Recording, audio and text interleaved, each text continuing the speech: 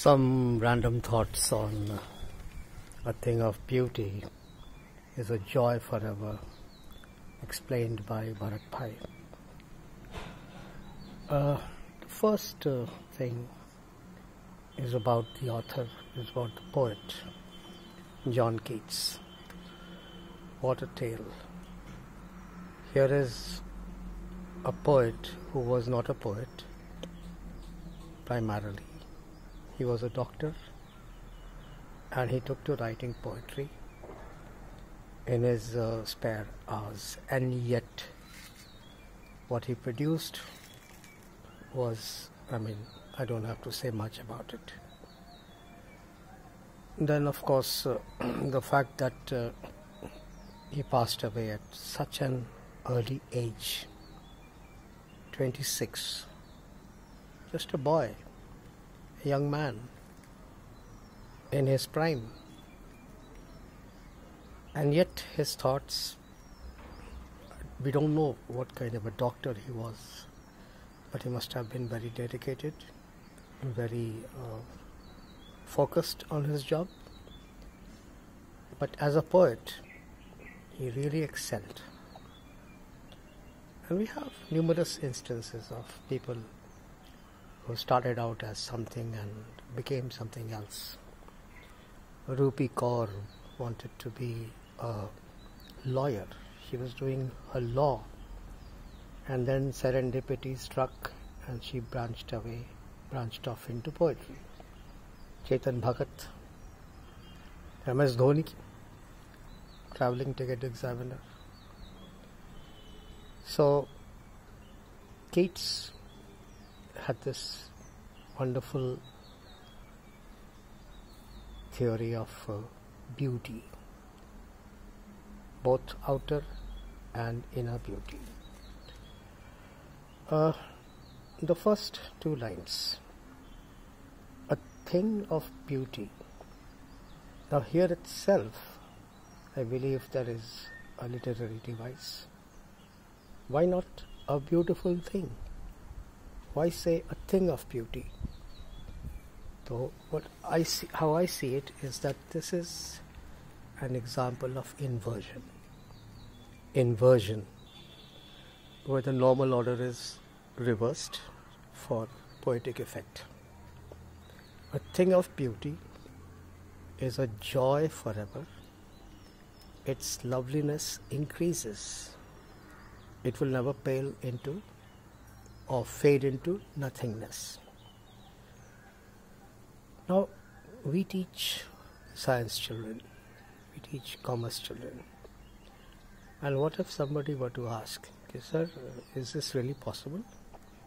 That something, its loveliness will keep increasing or will defy the ravages of time? So we need to give some kind of explanation. We need to account for why such a line has been written.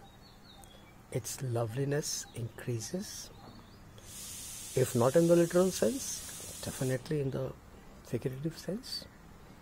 We could say it's a kind of hyperbole to drive home the point, and the Taj remains the Taj till date. You have buildings which are 100 years old in Ranchi and they look all dilapidated, about to crumble, about to fall.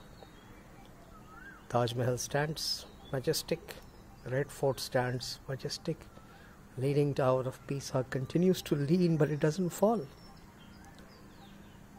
So one could quote Shakespeare.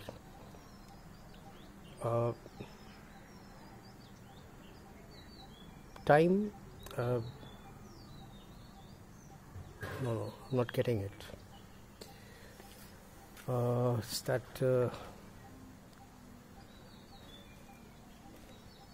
okay, leave it. So it continues to dazzle, it continues to enchant, it continues to inspire. You could be talking about a daily newspaper. Just in a day, it loses its relevance. beautifully written editorials, wonderful everything content, and still it doesn't have any relevance as soon as the day passes. But you take Hamlet, you take Shakespeare, you take the works of Shakespeare, Shakuntalam, Kalidas, Namak Ka Daroga, Premchand, they will be enjoyed. They have been enjoyed over generations and they will be enjoyed over generations. So they are truly things of beauty. Yes, remembered, time cannot wither nor custom stale. Time cannot have any effect. Hindi में जैसे हम कहते हैं कालजयी रचनाएं, ऐसी रचनाएं जिन्होंने समय पर विजय प्राप्त कर लिया है. कालजयी, defying time. Time cannot wither nor custom stale.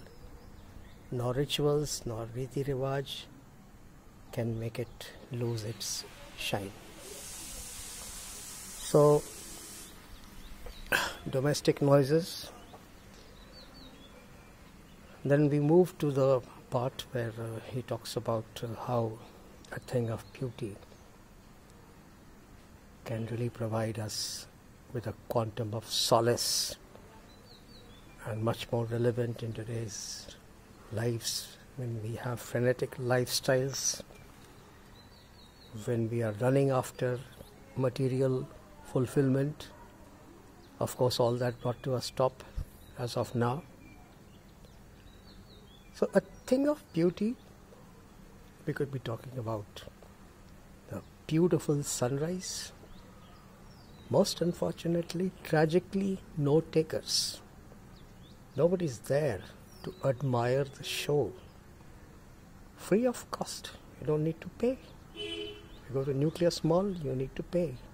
But to watch a sunrise, you don't need to pay, and yet nobody is there to watch. The beauty of a sunset on a monsoon evening, the beautiful chirps of birds that you can hear even now, the lovely flowers with their intricate patterns. There's nobody to observe them. We just don't have. We have lost our eye for beauty, ear for music. We don't live in the present. And therefore, Keats proposes that we take a break, we absorb the beauty of nature, and that is sure to have a very soothing effect on frayed nerves. And he talks about a variety of natural objects, flowers, cooling coverts, streams,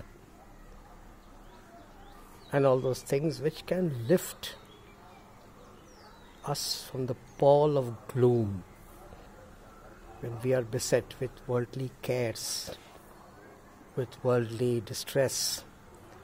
Then these truly beautiful sights can provide the right distraction. And if we make a connect with the Kamala Das poem, My Mother at 66, she's lifted out of her morass, she's lifted out of her gloom and doom by looking at beautiful young trees sprinting by, children coming out, the sweet face of a child, 1-year-old, 2-year-old. You may be in a state of depression, but if you look at a child, the child smiles at you, for that moment you're going to forget everything. The child, the smile of the child is a thing of beauty. That's it.